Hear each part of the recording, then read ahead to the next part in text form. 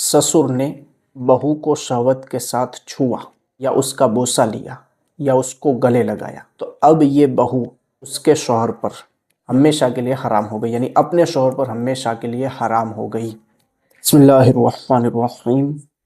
तलाक देने की वजह से बीवी निकाह से निकल जाती है, ये तो तकरीबन लोगों को मालूम होता है, लेकिन आज ऐसे मसले पर बात करेंगे कि जिसमें सिर्फ छूने से भी बीवी मर्द पर यानी कि उसके शौहर पर हमेशा के लिए हराम हो जाती है, और ऐसी हराम होती है कि अब उसको वापस निकाह में लाने की कोई सूरत नहीं, यानी अब उसको छोड़ना ही पड़ेगा, जिसको कहते हैं हुर्मत मुसाहरत।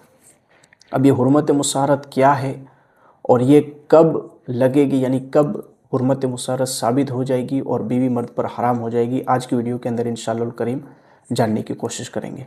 तो वीडियो शुरू करने से पहले अर्ज़ करता चलूँ कि जो शादीशुदा हज़रात हैं वो आखिर तक बने रहिए, बहुत ही अहम मौजू है और हो सकता है कि इसकी कहीं ना कहीं आपको ज़रूरत पड़ जाए। तो बात चल रही थी हुर्मत मुसाहरत की।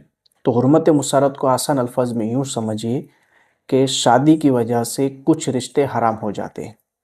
मिसाल के तौर पर मर्द ने औरत से शादी की तो अब औरत की माँ यानी कि इसकी सास, मर्द की सास इस पर हमेशा के लिए हराम हो गई। इसी तरह औरत के लिए उसका ससुर ये हमेशा के लिए हराम हो गए। ये किसी सूरत में एक दूसरे के लिए जायज़ नहीं हो सकते। ना मर्द के लिए उसकी सास जायज़ हो सकती है और ना औरत के लिए उसका ससुर कभी जायज़ हो सकता है, यानी इन दोनों का निकाह जायज़ हो सकता है। और एक हुर्मत मुसाहरत छूने से भी साबित हो जाती है। शहवत के साथ बोसो किनार करने से, गले लगाने से हुर्मत साबित हो जाती है। मिसाल के तौर पर ससुर ने बहू को शहवत के साथ छुआ या उसका बोसा लिया या उसको गले लगाया तो अब ये बहू उसके शौहर पर यानी कि ससुर के अपने बेटे पर हमेशा के लिए हराम हो गई, यानी अपने शौहर पर हमेशा के लिए हराम हो गई। इसी तरह दामाद ने सास को शहवत के साथ बोसा लिया या गले लगाया या किसी तरह शहवत के साथ छुआ या उसके साथ जिना किया तो अब उसकी खुद की बीवी उस पर हमेशा के लिए हराम हो गई। जी हाँ, और ये ऐसे हराम हुए कि अब इसके हलाल होने की कोई सूरत नहीं, यानी किसी भी सूरत में अब ये मियाँ बीवी फिर एक दूसरे के निकाह में नहीं आ सकते। ये है हुर्मत मुसाहरत।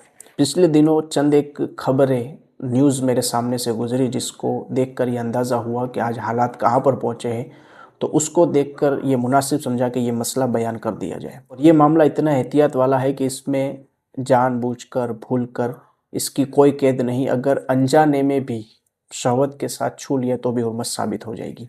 मिसाल के तौर पर ससुर और बहू दोनों बाइक पर जा रहे थे और पीछे से बहू ससुर को टच हुई और ससुर जी को शहवत पैदा हो गई तो भी ये औरत अपने शौहर पर हमेशा के लिए हराम हो गई।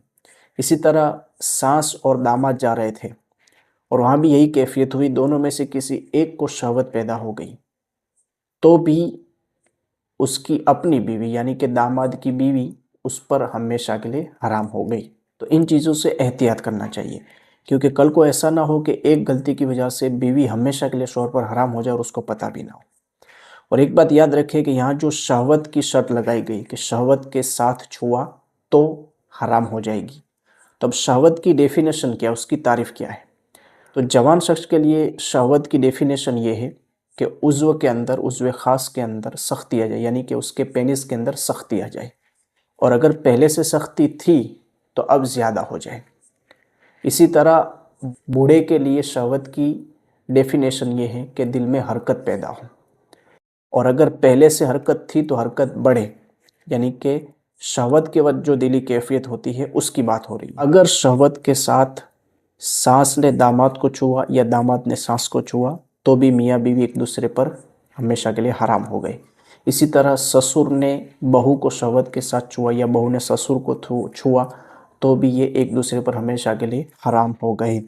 किताब में यहाँ तक लिखा है कि मर्द रात को अपनी बीवी को जिमा के लिए यानी कि हम बिस्तरी के लिए उठाने गया और गलती से शहवत के साथ हाथ اپنی جوان لڑکی پر پڑ گیا جو 9 سال اس سے زیادہ عمر کی تھی، تب بھی اس کی اپنی بیوی اس پر ہمیشہ کے لیے حرام ہو گئی۔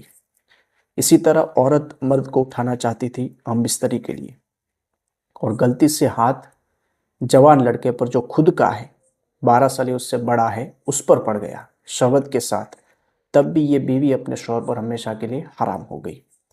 تو اگر کسی کے ساتھ ایسا معاملہ پیش آیا ہے تو ظاہر سی بات ہے کہ شریعت کی روشنی میں یہ ایک دوسرے پر کبھی حلال ہو نہیں سکتے، لیکن پھر بھی خود سے فیصلہ لینے کے بجائے قریب میں کسی صحیح العقیدہ سنی مفتی سے رابطہ کریں اور بے جھجک بغیر شرم کے یہ پورا معاملہ ان کے سامنے پیش کریں، اور وہ جو بھی حکم دے اس پر عمل کریں۔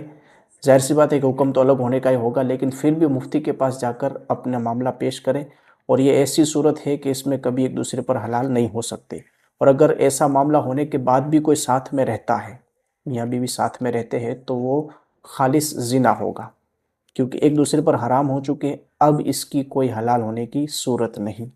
اس مسئلے کو دھیان میں رکھیں اور زیادہ سے زیادہ اس کو اپنے دوستوں احباب کے ساتھ شیئر کریں۔